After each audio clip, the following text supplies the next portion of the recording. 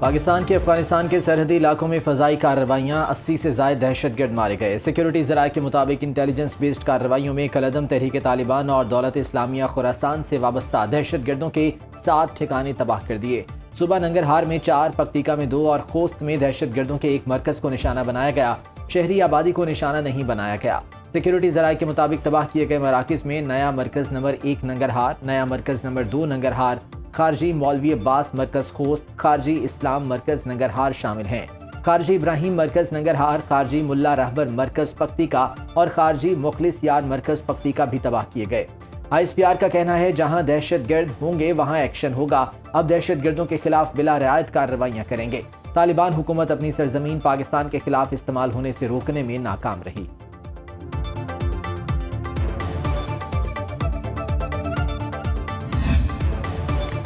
फिजाई हमलों में मारे गए ज्यादातर दहशतगर्दों की शनाख्त पाकिस्तान की है। ये दहशतगर्द अफगान सरजमीन पर पनाह लिए हुए थे।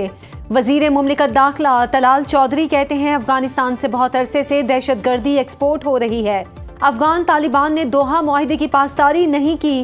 पाकिस्तान अपनी खुद मुख्तारी और अवाम के तहफ़्फ़ुज़ के लिए हर मुमकिन इक़दाम करेगा। वजारत इत्तलात और नशरियात के मुताबिक पाकिस्तान में हालिया खुदकुश हमलों में अफगानिस्तान में मौजूद दहशतगर्द क़यादत और उनके सहूलतकार मुलविस हैं। दहशतगर्दों ने इस्लामाबाद की इमाम बारगाह, बाजोड़ और बनू में कार्रवाइयाँ की। इन हमलों की जिम्मेदारी अफगानिस्तान में मौजूद कलअदम तहरीक तालिबान, फितनउल खवारिज और इसके इत्तेहादियों ने कबूल की। पाकिस्तान ने बारहा अफगान हुकाम को दहशतगर्द पनाहगाहों पर तहफ़्फ़ुज़ात से आगाह किया। इलाकाई खुद मुख्तारी को सरहद पार दहशतगर्दी की ढाल नहीं बनाया जा सकता। अफगानिस्तान में मौजूद दहशतगर्दों की पनाहगाहों के खात्मे के लिए अफगान अवाम की पाकिस्तान की मुकम्मल हिमायत। अफगानिस्तान की अवामी तहरीक ने दहशतगर्दों के ठिकानों की तबाही को खुशाइन करार दे दिया। नेशनल रेजिस्टेंस फ्रंट की भी तालिबान रजीम के खिलाफ पाकिस्तानी फ़ज़ाई कार्रवाइयों की मुकम्मल हिमायत। NRF के सीनियर रुकन फजल अहमद मनावी ने कहा, अफगान तालिबान जालिम गिरोह हैं। हर एक ज़र्ब जवान के सर पर पड़े खुशाइंद है। शुक्र है अफगान तालिबान का खात्मा हो रहा है।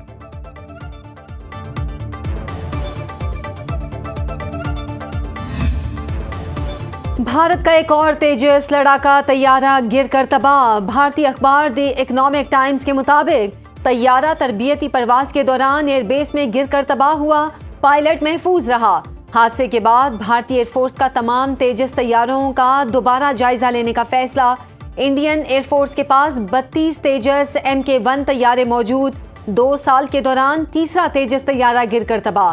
पहला तेजस तैयारा 2024 में भारतीय रियासत राजस्थान में गिरा। दूसरा तैयारा गुज़श्ता साल दुबई एयर शो में ज़मीं बोस हुआ। अमरीकी सदर ट्रंप ने सुप्रीम कोर्ट का हुक्म हवा में उड़ा दिया। आलमी टैरिफ 10 से बढ़ाकर 15% कर दिया। सुप्रीम कोर्ट ने दूसरे ममालिक पर आए सदर ट्रंप के इजाफी टैरिफ को गैर कानूनी करार दिया था। अमरीकी सदर ने टैरिफ में इजाफे के लिए एग्जीक्यूटिव ऑर्डर पर दस्तखत कर दिए। ट्रुथ सोशल पर जारी बयान में कहा, कई ममालिक दहाइयों से अमरीका का इस्तेहसाल करते आ रहे हैं। आने वाले महीनों में कानूनी तौर पर नए और काबिल इजाजत टैरिफ लगाऊंगा। अमेरिकन ट्रेड एक्ट 1974 की शिक 122 के तहत नए टैरिफ 5 माह तक लागू रहेंगे, जिसके बाद उन्हें जारी रखने के लिए कांग्रेस से मंजूरी हासिल करना होगी।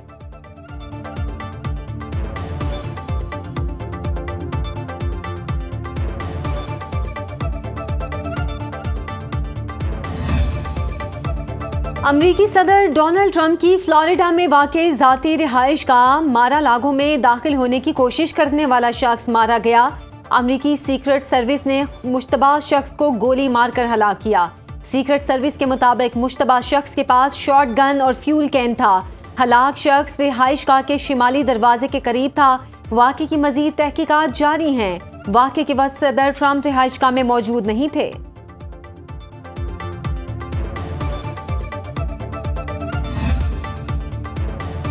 जौहरी मुज़ाकरात के दौरान ईरान ने अमरीका को तेल की सनत में सरमायाकारी की पेशकश की। बरतानवी खबर एजेंसी ने दावा किया कि ईरानी ओहदेदार ने वाज़ेह कर दिया कि अमरीका ईरान का मौशी शराकतदार हो सकता है, इससे ज़्यादा कुछ नहीं। ईरान अपने तेल और मादनी वसाइल का कंट्रोल किसी के हवाले नहीं करेगा। अमरीकी कंपनियां अगर चाहें तो ईरानी तेल और गैस फील्ड में ठेकेदार के तौर पर काम कर सकती हैं। अमरीका ईरान जौहरी मुज़ाकरात का अगला दौर मार्च में मुतवक्के है।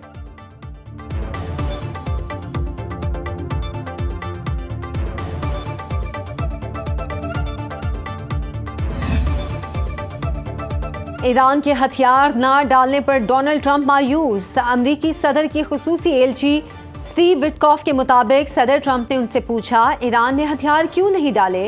इतने दबाव और बहरी ताकत की मौजूदगी के बावजूद ईरान हथियार डालने का ऐलान क्यों नहीं कर रहा? ईरानी हुकाम क्यों अमरीकी मुतालिबात नहीं मान रहे?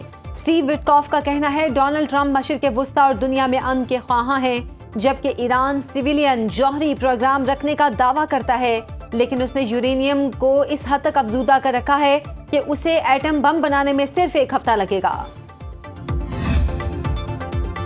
मुश्किलात से नहीं डरते, अमेरिका के आगे सर कभी नहीं झुकाएंगे। ट्रंप की 15 रोज के अंदर डील की धमकी पर ईरानी सदर का 2 टोक जवाब। मसूद पज़ेश्कियान ने कहा, आलमी ताकतें हमें झुकाना चाहती हैं, ईरानी अवाम हार नहीं मानेंगे। दबाव और धमकियों से तेहरान अपना मौक़िफ़ हरगिज़ तब्दील नहीं करेगा।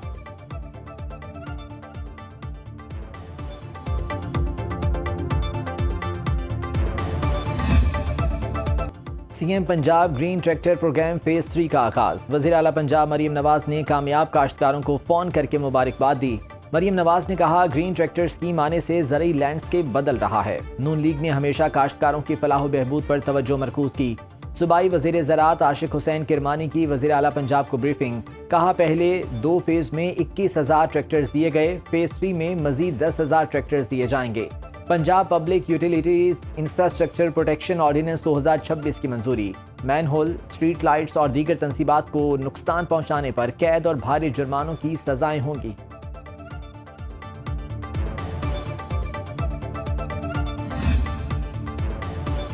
वज़ीर आला सिंध मुराद अली शाह का सूबाई वुज़रा और पीपल्स पार्टी रहनुमाओं के साथ कराची के मुख्तलिफ इलाकों का बगैर प्रोटोकॉल दौरा। आला हुकाम की जानिब से तरक्याती मंसूबों पर ब्रीफिंग दी गई। बल्दिया में अमराज़े कल्ब के अस्पताल भी बनाए गए, जहां मरीजों की खैरियत दरियाफ्त की। वज़ीर आला सिंध ने बल्दिया टाउन के बाद पट्टी मुबारक विलेज का दौरा भी किया। मुबारक विलेज से मुत्तसिल ज़ेरे तामीर लाल भक्कर डैम का भी दौरा किया। कल सिंध असम्बली में पाकिस्तान के आइन के खिलाफ एक करारदाद पेश की गई। एमक्यूएम के रहते हुए सिंधु देश का हर ख्वाब सिर्फ ख्वाब ही रहेगा। एमक्यूएम के सरबराह खालिद मकबूल सिद्दीकी की प्रेस कॉन्फ्रेंस। कहा, एक मसनूई अक्सरियत रखने वाली जमात ने सिंध पर कब्जा किया हुआ है। उधर तुम इधर हम का नारा भी पाकिस्तान की तकसीम का नारा है। पीपल्स पार्टी अपने ही बानी के आइन से रूगर्दानी कर रही है। पीपल्स पार्टी अपने ही मेयर को इख्तियारात देने को तैयार नहीं।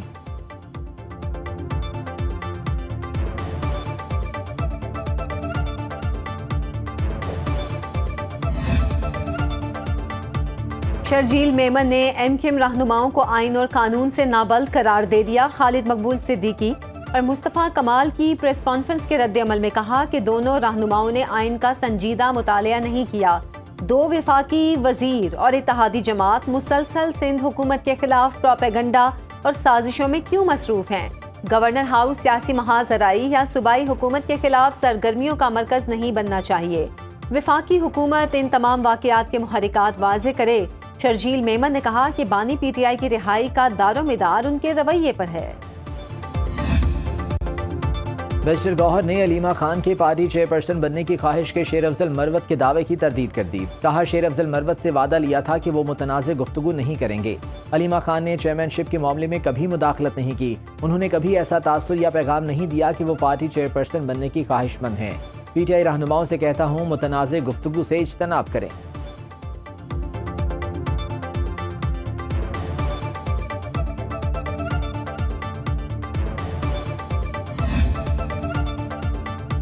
वज़ीर दाखिला मोहसिन नकवी और वफाकी वज़ीर ओवरसीज़ पाकिस्तानी सालिक हुसैन की ज़ेर सदारत रेजिडेंट कार्ड से मुतालिक इजलास। हुकाम वज़ारत दाखिला और स्पेन में पाकिस्तानी सफ़ीर ज़हूर अहमद की ब्रीफिंग।